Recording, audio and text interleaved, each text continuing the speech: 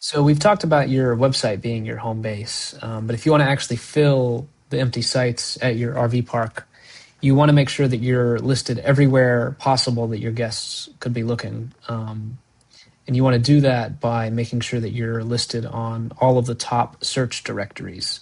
I mean, there are hundreds of these out there, and most of them are not going to be worth your time to set up manually. But there are three very important ones that you want to do perfectly. So I'm going to show you these three, and then I'm going to give you some recommendations on how you can automate setup of the rest. So first up is Google. This is the big one.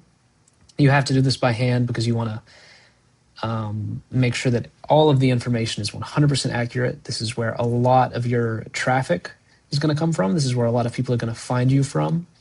So you have to get this right. You want to make sure that it has your best photos and that it's not just the the grainy street shots that they take with the Google navigation vehicles that they drive around.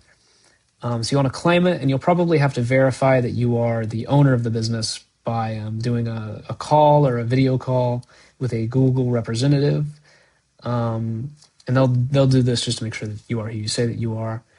But this will be the best 30-40 minutes that you ever spend on your business. If you only have time to do one thing today, make sure it's this if you have not already done so.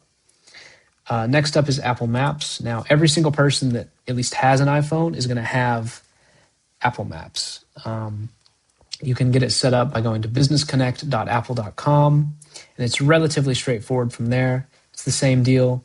You have to verify that you're the owner. And Apple is important because iPhones are the most used phone in the country. But if someone's driving and they say, "Hey Siri, find an RV park for me to stop at," then Apple Maps is going to be what they pull from. So this is where that info is going to be important. So make sure that you have this done correctly. Now, third is Bing.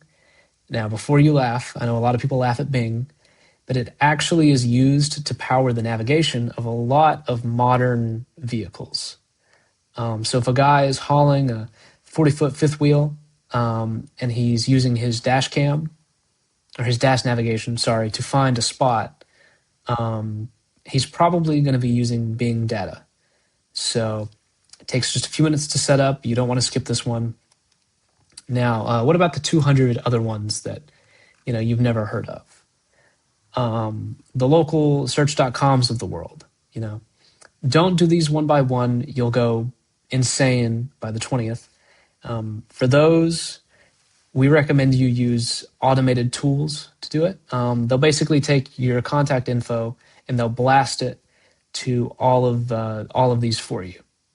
So it's a set it up and forget about it type deal, so you can focus on running your park. You can use Yext to do this. That's a pretty popular and easy and intuitive one to do. Or you can use something like Bright Local, which is a little bit more in depth. When you're doing this, make sure that your name, address, and phone number is exactly the same on all of them. For example, if your park is called Sunset RV on Google, but it's Sunset RV Park on Apple, it's going to confuse the search engine and it's going to drag your results down on average. So pick one version and stick to it everywhere. So, and again, this is just about making it as easy as possible for any traveler to find you and reserve their spot with you. Take control of the big three yourself and let the tools handle the rest. And again, if this is something you haven't done, if you've got maybe Google but not Apple and Bing, this will help you tremendously. You will see results fairly quickly once everything has been verified. People will start finding you that would not have found you before. So make sure this is set up and your RV park will benefit for it. Thank you. Hope this was helpful.